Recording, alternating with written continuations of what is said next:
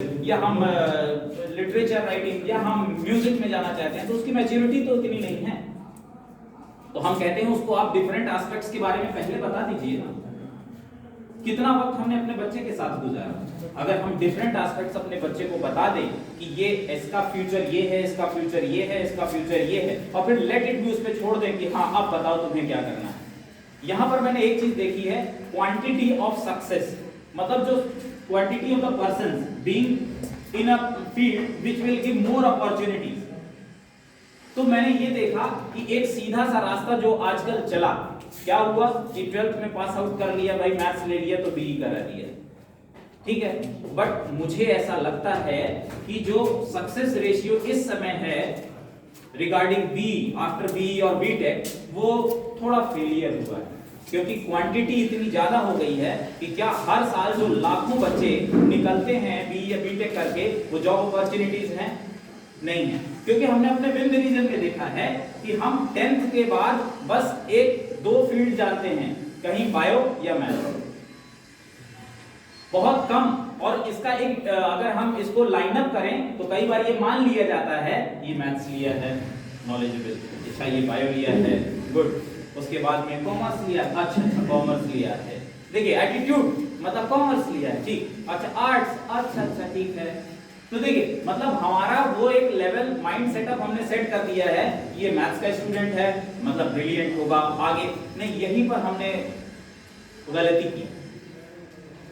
कई ऐसी diverse field हैं जो अपने इस क्षेत्र में, अगर हम इस क्षेत्र की बात कर रहे हैं, सीधी, रीवा, सतना, शहडोल, पन्ना, छतरपुर, ये जितना रीजन है ना, हम लोगों ने सिर्फ एक तरफ ओरिएंट किया है। जबकि जब मुझे पता चला, मैं दिल्ली में रिलेटिव तो उनसे बात किया, तो वहां पर ऐसे फील्ड आर्ट्स कट ऑफ 99.8% आई, तब समझ में आया कि सिर्फ बायो और मैथ्स ही जीवन नहीं रहा।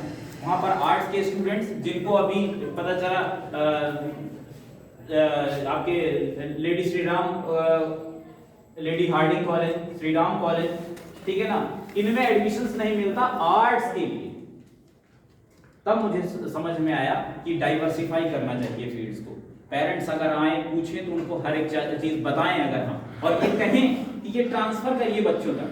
बच्चे अगर आपसे इंटरेक्ट करें तो बच्चों को वो बात टाइम दीजिए कि हाँ तुम सोचते क्या हो, तुम्हारा मन क्या कहता है, तब हम ज्यादा बेटर अच्छे से जज कर पाएंगे कि हमारा बच्चा क्या चाहता है, और उस एक्सपेक्टेशन, हम अपनी एक्सपेक्टेशन बच्चे के ऊपर लाद तो नहीं रहे, क्योंकि ये तो कंफर्म है कई बार लेट हो जाता है। मैंने देखा है कई पेरेंट्स ने मिले हैं, उन्होंने बताया कि 11th में हमारे कहने पर उसने 11th में मैथ्स ले लिया, 12th में उसके परसेंटेज ठीक थे, लेकिन अब उसका बिल्कुल भी मन नहीं है बीई करने में।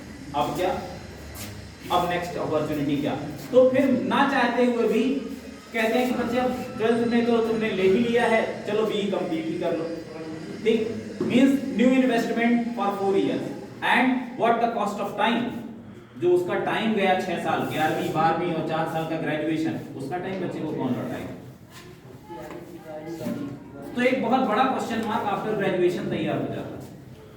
मैंने देखा है अभी इन आफ्टर 2014-15 मैंने देखा बहुत सारा क्राउड, व्यापम की एक पोस्ट आएगी 300 पोस्ट और फॉर्म होंगे 1.5 lakh. Same case exist for PSC, post I 252, form आए 3.5 लाख। क्यों इतना बर्डन, क्यों ये इररेगुलर बर्डन क्यों हो रहा है? हम अपनी फील्ड से जब जिसको हमने चूज किया था उसको हमने ट्रैक चेंज किया और फिर हमने सोचा कि यही ठीक है, इस पे चले जाते हैं। नहीं, ये प्लानिंग की कमी है, और ये मैंने देखा है, ये अपने विंग रीजन में ये प्लानिंग की कमी है। बड़े शहरों में उन्होंने 9th से ही प्लान कर लिया है कि हमें आगे टारगेट सेट कर लिया है, क्या करना है क्या नहीं करना है, ये मैंने देखा। तो इधर के बच्चों में, और हम साथ में कहेंगे पेरेंट्स को भी अपने आप को ही लर्न कराना पड़ेगा कि हमें बच्चों से क्या एक्सपेक्ट करना है क्या नहीं।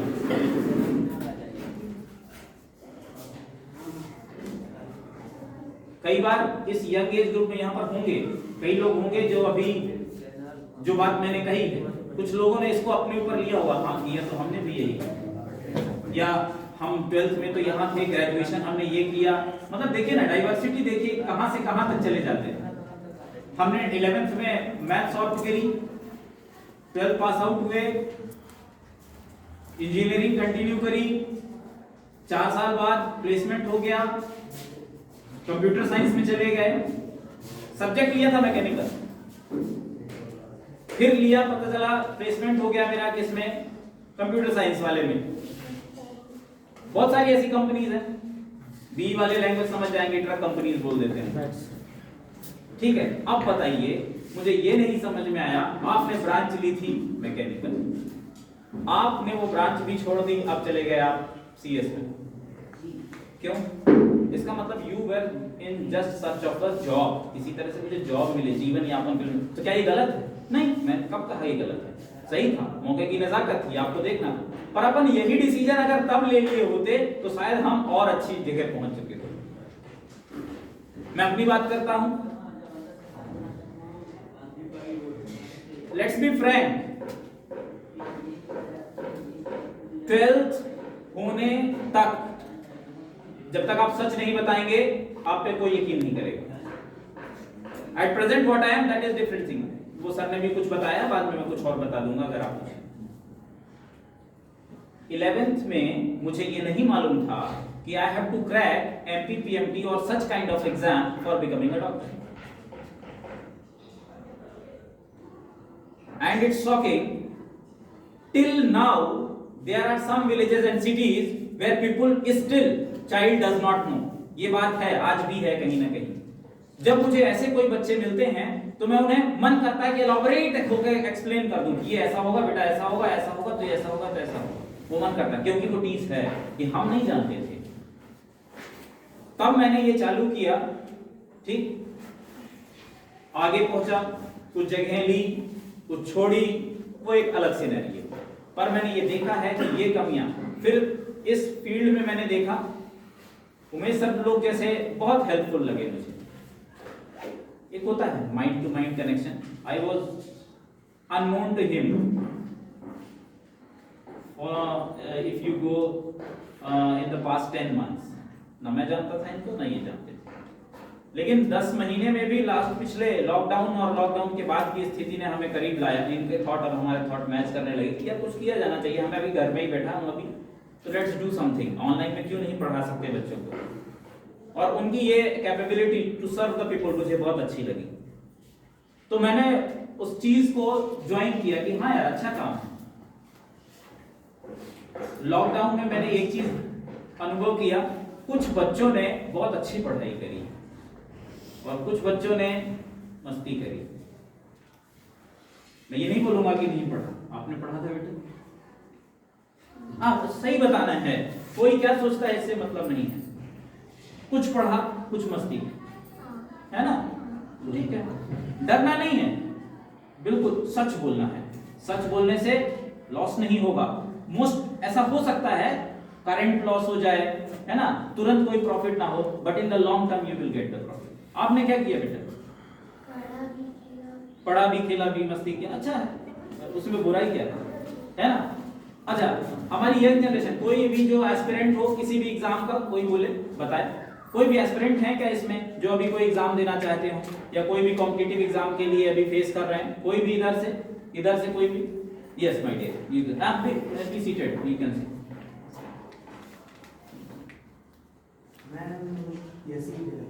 पीएससी के यू हैव कंप्लीटेड, आपने ग्रेजुएशन कंप्लीट कर लिया? अच्छा, आप हिंदी में बात करिए, जिसमें आप कंफर्टेबल हो उसमें बात करिए, मैं अपनी लैंग्वेज चेंज करता रहता हूं। अच्छा, अभी आपका ग्रेजुएशन चल रहा है, ठीक है। सब्जेक्ट बीएससी, आप पीएससी की तरफ जाएंगे। 12th में क्या सब्जेक्ट था? बायो, ठीक है ना। 10th में आपने ये क्यों लिया था? बी फ्रैंक, सच बोलना बस। बायो लाइक किया, मन में कहीं तमन्ना थी डॉक्टर बनने की, बी फ्रैंक, सही है ना? नहीं थी, because IPS officer. Then why you choose bio? Do you feel, आप क्या ऐसा महसूस करते हैं कि बायो लेकर आईपीएस ऑफिसर बनने में मदद मिलती? कैसे? आई am not talking about chance.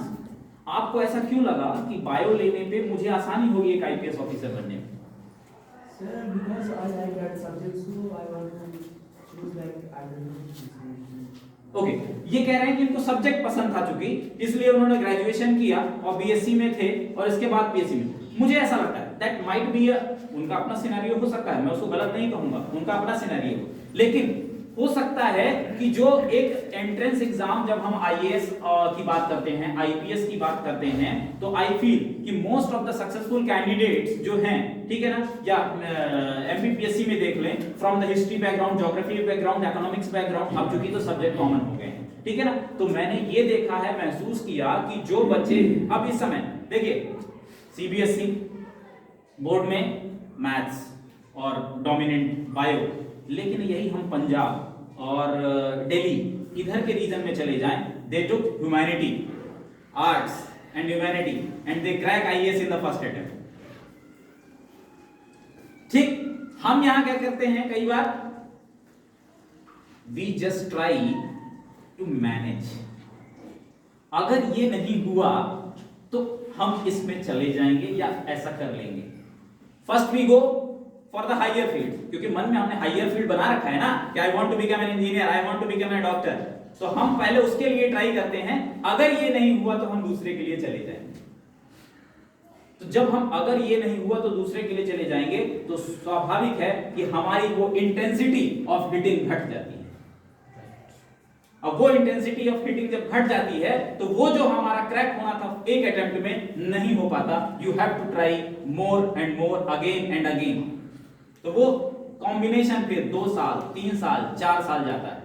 वही आर्ट्स का सब्जेक्ट अगर हम 11th में भी पढ़े होते, 12th में भी पढ़े होते, ग्रेजुएशन में भी पढ़े होते, तो ये हमारा 5 इयर्स प्लानिंग कहला जाती और हम फर्स्ट अटेम्प्ट में फोड़ दिए होते। ये है लैक ऑफ प्लानिंग, ये मैंने यहां महसूस की है इस पूरे क्षेत्र में लैक ऑफ प्लानिंग, क्योंकि वो गलती हमने की है, हमें कोई बताने वाला ही नहीं था। अब आई वाज अननोन, मुझे मालूम ही नहीं था। जब मुझे पता चला, एक मेरे गुरु मिले, ठीक है ना, तो उन्होंने कहा कि मैंने आपका नाम सुना। मैंने कहा सर आप ऐसा कैसे कह रहे हैं? बोले मैं आपको जानता हूँ, आपका नाम सुना है मैंने। तो मैंने कहा सर कैसे? तो फिर मैंने अपनी इच्छा जाहिर की कि क्या सर ऐसा हो सकता है क्या, मतलब इस फील्ड में आया जा सकता है क्या, in I am talking about the BSc only, ठीक है ना, एमपी लोक सेवा आयोग के लिए। तो उन्होंने कहा हाँ बिल्कुल। मैंने कहा सर इसके लिए सब्जेक्ट, बोले आपके लिए तो सब्जेक्ट, आपका जो भी सब्जेक्ट हो आप वो पढ़ लीजिए और आप उससे आगे बढ़ सकते हैं। तो मैंने कहा सब्जेक्ट का नॉलेज तो ठीक है सर, वो तो वक्त बताएगा जैसे। And I just took my first attempt in 2013, examination held in 2014, पर मेरा वो पहला attempt. And in first attempt I cracked pre mains inter subject commander की थी, मुझे मालूम नहीं। लेकिन उस दौरान मैं क्या करता था, मैंने एक चीज सीखी और मैं अपने डर को भी आपके सामने दिखाऊंगा। ऐसे ही हम लोग नीचे बैठ जाते थे, दरी थी और सर कुछ पढ़ा रहे हैं, तो एक बात चली कि ये इस बार का जो पुलिट्जर प्राइज किसने जीता। तो हमारे साथ में कई लोग बैठते थे, तैयारी करते थे, तो मैं तो कुछ समझ भी पाता कि पुलिट्जर प्राइज किस क्षेत्र में देते हैं। एक ने पुलिट्जर प्राइज बता दिया, एक ने गांधी अवार्ड बता दिया, इंदिरा गांधी प्राइज बता दिया, एक ने नोबेल के बता दिए। मैं तो सिर्फ इनका वो देख रहा था कि मैं कहाँ स्टैंड करता हूँ, मतलब इनका नॉलेज देखो। हमें तो अभी ये भी नहीं मालूम कि किस फील्ड में दिया जाता है, इनको ये मालूम। 2 मिनट का शौक था, लेकिन मैंने अपने आप को रिकलेक्ट किया, बिखरने से अपने आप को बचाया और मैंने कहा नहीं, यही अच्छा मौका है। मुझे 4 प्राइज एक बार में पता चल गए, मुझे चारों प्राइज एक बार में ही पता चल गए। इन्हीं नॉलेज से मैंने इसको अपने अंदर एसिमुलेट कर दिया। और जितने भी वहां पर 5-7 कैंडिडेट्स जो मेरे से वरिष्ठ in the sense, I am not talking about age, वरिष्ठ इन द सेंस वो मेरे से पहले तैयारी कर रहे थे, मैंने उनसे सबसे गेन करना चालू किया और अपनी एक नोटबुक में धीरे धीरे लिखता जाता। एक देर सवेर ऐसा वक्त आया कि हाँ मैंने क्रैक किया और मैं सक्सेस हुआ, लेकिन मैंने वो चीज गेन की कि वक्त के साथ कभी भी नेगेटिव हो तो टूटना नहीं है, ठीक, कभी भी। मुझे याद है मैं अपने सर को, मतलब मेरे सर से पहचान में थे वो उनके, and he was already an officer. उन्होंने कहा एक काम करो, सर से मिल लो। उन्होंने भी सब्जेक्ट से दिया है, वो उस समय महिला और बाल विकास अधिकारी थे, उन्होंने का भी सब्जेक्ट जूलॉजी था, तो आप एक बार उनसे मिल लो।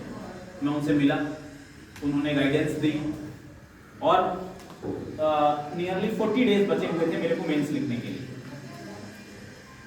सर ने मेरे को बुक्स बताई, you can go for this book and this book, but unfortunately what the books he told me, they were all of the foreign writers. अब फॉरेन राइटर की बुक थी, मैंने सोचा I have learn mostly Indian writers, 40 days एक नए writer को समझूंगा, assimilate करना है, फिर उसको प्रेजेंट भी करना है, शायद मैं नहीं कर पाऊं। मैंने अपने पोटेंशियल को देखा, अपने पोटेंशियल को देखना बहुत जरूरी है, ठीक है, तुम किस पे कैपेबल हो, कितना कर सकते हो। वहां पर मैंने अपने राइटर जो इंडियन राइटर्स थे उन्हीं के साथ सस्टेन किया and I got success in mains. उनका पॉइंट ऑफ व्यू हो सकता था अच्छा दिया उन्होंने, जो बेस्ट हो सकता था उन्होंने बताया, और जो मुझे लगा उनकी बातों को लेते हुए कि मेरा ये वाला पॉइंट ज्यादा अच्छा हो सकता है कि मैं जिस बुक को इतने दिनों से पढ़ा हूं उसी को कंटिन्यू करूं, उसने मेरे को बेनिफिट दिया। तो यहां पर जो मैंने कहा ना पोटेंशियल अपना पहचानना बहुत आवश्यक है। यहां पर जैसे आपने कहा आप तो पीएससी, और कोई है जो 12th रेंज पर हो, कोई बच्चे 10th 11th 12th इस पे कोई बच्चे हैं यहाँ पर फ्रॉम एनी सब्जेक्ट, किसी भी सब्जेक्ट में हो, 9th 10th 11th 12th कोई है एस्पिरेंट जो अभी भी यहाँ पर हो या ग्रेजुएशन पे भी हो, आगे कुछ प्लान कर रहे हैं? यस माय डियर, आप बताएं कुछ अपने आप किस उस पे बिलोंग करते हैं? ग्रेजुएशन पीएससी की तैयारी कर रहे हैं। हाँ, आप बताएंगे? मेरा बीए है सेकंड ईयर और पीएससी की तैयारी। हाँ, जब देखिए अपने इस छोटे से ग्रुपिंग में आप देख रहे हैं कि पीएससी के एस्पिरेंट्स कितने हैं। In this small group you just see, you search the reason why they are diverting more into PSC, and most of the students belong to BSc, BCom, BA के कम मिलेंगे going for PSC। पहले trend हुआ करता, ये trend loss हुआ है, इसीलिए number of aspirants कोई एक फील्ड में बहुत ज्यादा हो रहे हैं और लोड ज्यादा बढ़ रहा है। कहीं ना कहीं अगर अभी चूंकि बीए है वो फाइनल ईयर पे, इनका बीएससी कंटिन्यू सेकंड ईयर आपने बताया था, है ना? हाँ, अब ये I am talking to this. तो देखिए अब माय डियर, आप बीए आप फाइनल बोले ना, बीए सेकंड ईयर, इस लॉकडाउन को आपने कैसे यूटिलाइज किया? क्लासेस चल रही थी ऑनलाइन क्लासेस चल रही थी, आपने उनको अच्छे से अटेंड किया, ठीक है ना? पर्सनल लेवल पर आपने अपने लिए क्या किया without classes?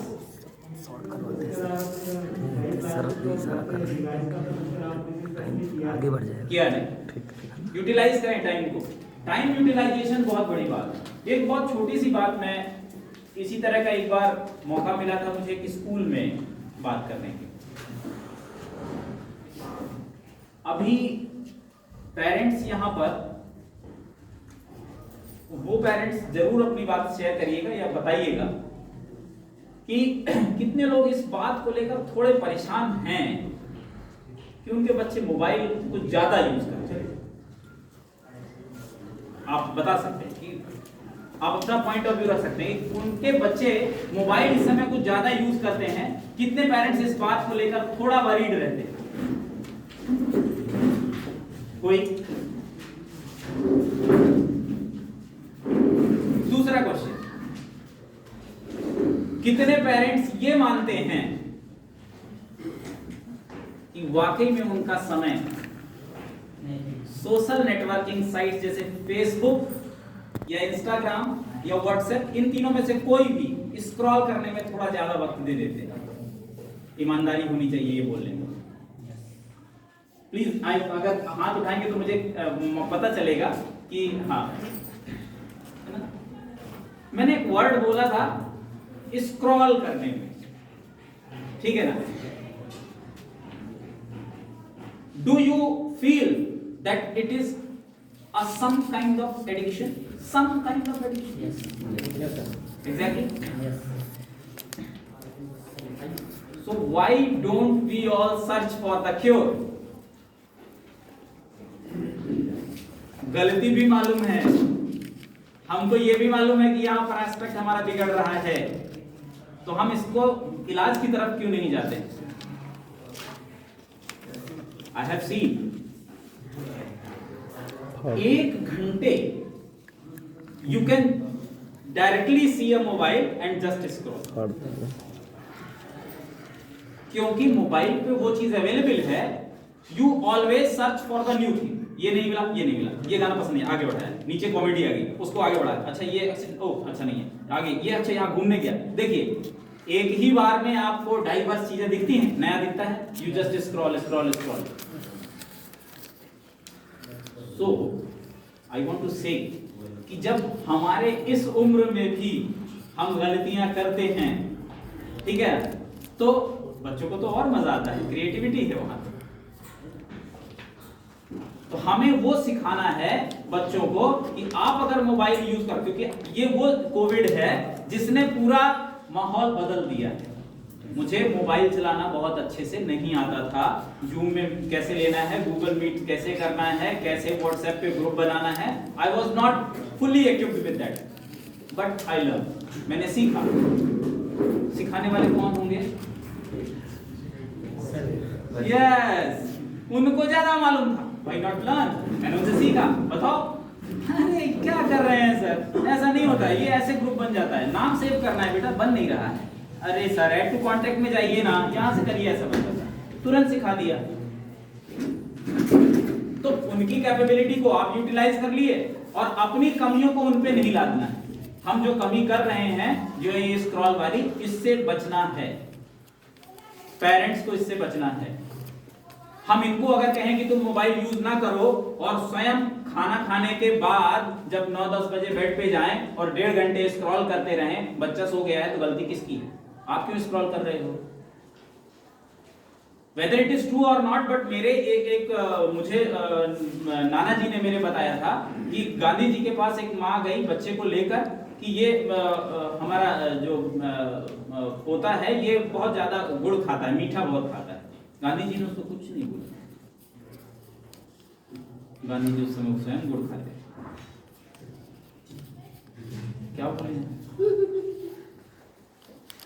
C got the point. देखिए रिफ्लेक्स ये होता है, she got the point and she smile, और ये स्माइल बनावटी नहीं है, इट इज फ्रॉम हार्ट, ये दिल से निकली।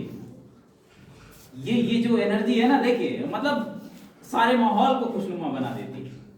ये चाइल्ड की एनर्जी, आप, मैं कहता हूं आप कितने भी गुस्से में रहें, एक बच्चा इस तरह आपके सामने मुस्कुरा दे, आप पे दम है आप उतने गुस्से में रह लो? बिल्कुल नहीं, क्योंकि this is the purity of the heart that has reflected from the face, ठीक है ना। ये गुण है, शांत रहना, पीस में होना और खुश रहना, ये तो आत्मा का गुण है, और उस सोल की गुण को आप चेंज नहीं कर सकते, बस वो प्योर होनी चाहिए। हम जैसे जैसे बड़े होते हैं, इम्प्यूरिटी क्रीप्स आउट, धीरे धीरे अंदर जाने लगती है। इसलिए आपके चेहरे की, हमारे चेहरे की स्माइल हो सकता है किसी को ना हंसा पाए, लेकिन इस बच्चे की स्माइल हंसा देगी, कंफर्म। यहां प्योरिटी है, यहां हो सकता है इम्प्यूरिटी हो, ये डिफरेंस है। आपने क्या किया लॉकडाउन में? बैठ के बात कर, बी कंफर्टेबल। यहाँ पर कोई टीचर नहीं है, कोई सर नहीं है, अपने आप को जो आपको कहना है, you can hold the dice. आप यहाँ के भी कुछ कह सकते। नो, अगर कोई भी ऐसा कहना कि यस आई कैन, जैसे एक छोटी सी बात है, जब मैंने इनसे पहली बार पूछा ना, आप सबने गौर किया होगा, ही वॉज हेजिटेटिंग, उनको जल्दी वर्ड्स, शब्द नहीं मिल पा रहे थे कि मैं क्या बताऊं। नहीं, ये झिझक नहीं होनी चाहिए, है ना। बी कंफर्टेबल, जो भाषा आप जानते हो उस भाषा में बात करिए, अपनी बात को सामने वाले के सामने रख सकिए, ये आपका होना है। English does not decide that the person is best, ठीक है, ये हमेशा ध्यान रखिए। Speaking English does not makes you superior, और speaking Hindi does not makes you inferior, ये ध्यान रखिए। हमेशा आपकी भाषा जो है वही अच्छी है, जिसमें आप अपनी बात सामने वाले के समय अच्छे से रख सकते हो, वही बोलिए, ठीक है। Yes my dear, sorry for interrupting. Sir college की क्लासेस एंड उसके अलावा मैंने कुछ बुक्स लाइक लक्ष्मीकांत एंड ये सब पढ़ा। Aspirant PSC, because you are saying Laxmikanth. Polity पढ़ी आपने? ओके, और कौन सी दूसरी बुक पढ़ी? मतलब ज्योग्राफी, हिस्ट्री में कुछ पढ़ा? एनसीईआरटी या ज्योग्राफी एंड NCERT पढ़ी है. Yes. So why were hesitating when I was asking that the person going for a competitive exam, you didn't raise your hand. Sir actually मतलब वो वैसा वाला ऑफिशियली वाला नहीं है ना कि मेरा मतलब Again you see. अटेंड करी है and वो हाँ, मतलब ये- का था ना. So what career you want to opt after graduation? Sir obviously UPSC और UPSC. Then you must be oriented, my dear. You must be oriented, officially and non-officially. You should have a killing instinct that I want to crack this exam, and you have energy. आप हमारी उम्र में आएंगी तो energy कम पड़ जाएगी. ये जो एनर्जी है ना, ये सबसे ज्यादा है. इसमें लर्निंग, ग्रास्पिंग सबसे ज्यादा होती है. मतलब मुझे अगर किसी ने 2004 में या 2005 में बता दिया होता तो ज्यादा अच्छा होता. जो मैं कब जाना, 2013. तो इस एज में इनको क्लियर हो जाना चाहिए कि मेरा टारगेट है और मैं क्लियर करके दूंगी. मैं I want to be a candidate for that, selected candidate, better too. ठीक है ना. तो लक्ष्मीकांत पढ़ते रहिए, पॉलिटी बहुत अच्छे से करिए. ये स्टैटिक सब्जेक्ट्स हैं, पॉलिटी है आपका, हिस्ट्री है, ज्योग्राफी है, ये स्टैटिक सब्जेक्ट्स हैं, ये बदलेंगे नहीं. इनको अच्छे से पढ़िए. आपने क्या किया? Sir online class. कौन सी क्लासेस? सर मतलब स्कूल में सर पढ़ाया है 4 क्लासेस होती थी. हाँ. तो आपकी क्लास कौन सी है? 9th है ना. साइंस में हैं आप, तो 9th में तो सब्जेक्ट डिस्ट्रीब्यूशन होता ही नहीं है. मतलब आपने अपनी क्लासेस का अच्छा फायदा उठाया, स्कूल क्लासेस. बेटा आप क्या करें? सर हमारी क्लास स्वयं में क्या किया आपने? 10% पढ़ाई और 90% मस्ती. ट्रुथ बता दिया ना. 10% पढ़ाई एंड 90% मस्ती की. सच बोलने का वो जज्बा होना चाहिए. हाँ हमने ये किया.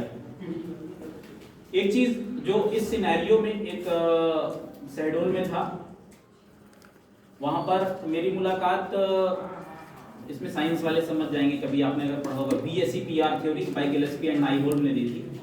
उनके जो बैचमेट हुआ करते थे, उनके दोस्त से मैं मिला था. I want to make it clear है. उनके दोस्त से मिला था मैं. शहडोल में एक ऐसे सेमिनार था. उन्होंने एक बात कही मेरे से कि there are many things in this environment which are going to pollute the minds of my younger generation. The only thing,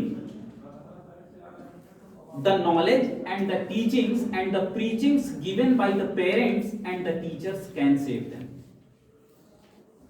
बहुत सारी ऐसी चीजें इस वातावरण में विद्यमान हैं जो हमारे बच्चों को बिगाड़ने के लिए तैयार हैं. बस आपको अपने टीचर, माता पिता ही बचा सकते हैं. जो वो टीचिंग दे उसको एक्सेप्ट करते चलो और ये करवाते चलें.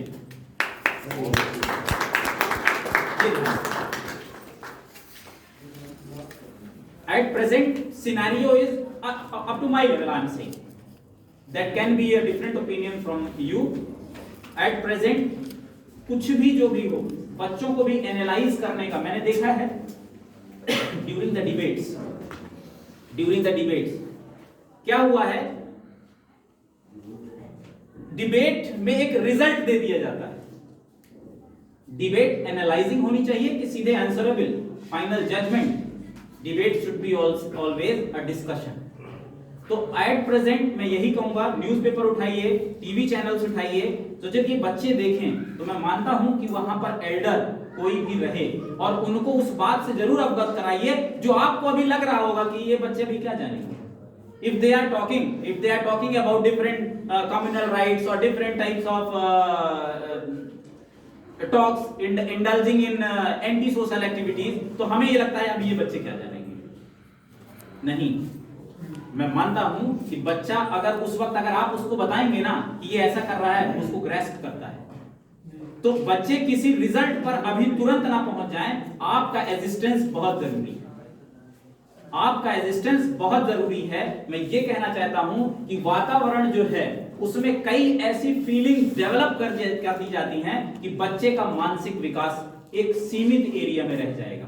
जब हम डेवलपमेंट, मेंटल डेवलपमेंट की बात करते हैं तो सिंगल ओरिएंटेशन की बात नहीं कर सकते, हम कम्युनल फीलिंग की बात नहीं कर सकते. हम एज अ ग्रुप जब काम करेंगे तब होगा। और ये इस यंग जनरेशन में जब तक नहीं आएगी ना, ये कंडीशन और डेटरेट होती चली जाएगी। We have to remove communal feeling, casteism feeling, upper class, lower class, ये जब तक नहीं हटेगा नहीं डेवलपमेंट होगा। आपको इन बच्चों को उससे ऊपर उठाना पड़ेगा। इनके दिमाग में वो अनड्यू थॉट्स, डर्टी डिबेट्स नहीं आनी चाहिए कि नहीं ये कम्युनिटी अच्छी नहीं है, ये कम्युनिटी बहुत अच्छी है, ये कम्युनिटी अच्छी नहीं है। इनको इस बात के लिए एजुकेट करना पड़ेगा और ये जिम्मेदारी हमारी और आपकी सबकी, और इसका निर्वहन अच्छे से करना पड़ेगा, नहीं तो ये डिटेरियोरेशन चालू हो गया है। हम अपने बच्चों को कहां ले जाना चाहते हैं, उसी से डिसाइड होगा कि हमारी कम्युनिटी, हमारा देश कहां जा रहा है। Any questions? अगर कोई आप में से कोई कुछ पूछना चाहता है।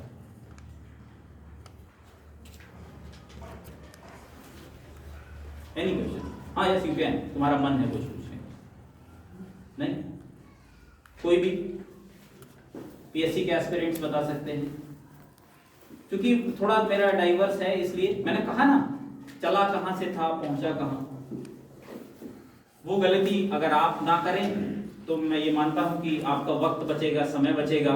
तो मैं वही बात कर रहा हूं ना कि हमारा बैकग्राउंड क्या था, बायो का था, फिर हमने 12th में क्या फाइट किया, नीट दिया, ठीक है ना। उस समय नीट नहीं होता था, सीबीएसई पीएमटी और एमपीपीएमटी होता था, ठीक है ना। उसके बाद में हम कहाँ आए, ग्रेजुएशन तो कंप्लीट किया, फिर बीच में मैंने ब्रेक लिया, कुछ कोचिंग इंस्टीट्यूट रन किया। आफ्टर अ ह्यूज सक्सेस, बताया 2014 में, मतलब जब जानकारी मिली तो then I started giving the exam, और एग्जाम्स में सिलेक्शन होता चला गया। और जैसे एग्जाम्स में सिलेक्शन होता चला गया, हर फील्ड की जानकारी थोड़ी थोड़ी होती चली गई। तो वो कई बार ऐसा कहते हैं कि knowing everything but master of nothing, पर थोड़ा सा मैंने उसको अवॉइड किया। एक आध दो चीजों में बहुत बढ़िया, आपने काफी बढ़िया एक दो चीजों में मैंने बहुत बढ़िया शुरुआत आपने की है। जो मनीष सर ने बहुत ही बढ़िया जो एक आपका दिमाग खोला है कि क्या क्या चीजें हम गलती करते हैं, उस गलती से बचाने के लिए जो इन्होंने किया ना, ये बहुत बढ़िया था और बहुत अच्छा किया जो आदरणीय उमेश जी ने सर आपको बुलाया। और अब हम सब जो आदरणीय शिशपाल सर को सुनने के लिए कहा है, तो आप, मैं चाहता हूँ आप सब लोग खड़े होके सर का स्वागत करें।